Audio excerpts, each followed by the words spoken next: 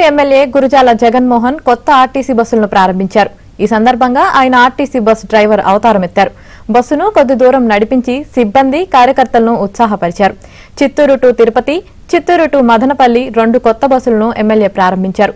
ఇన్నాళ్లు RTC vice chairman గా ఉన్న వైసీపీ నాయకుడు విజయానందరెడ్డి ఎలాంటి అభివృద్ధి చేయలేదని విమర్శించారు. తమ ప్రభుత్వం వచ్చాక ఆర్టీసీని అభివృద్ధి పరుస్తుందన్నారు.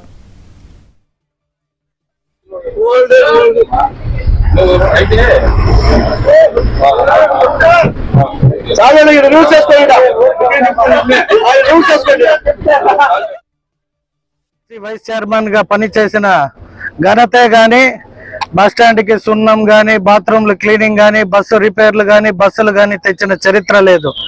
ఇవాళ మా ప్రభుత్వం వచ్చిన తక్షణం మా ముఖ్యమంత్రి గారు ఈ చిత్తూరు మా నియోజకవర్గానికి 2 కొత్త బస్సులు ఇవ్వడం మాకెంతో ఆనందకరంగా ఉంది.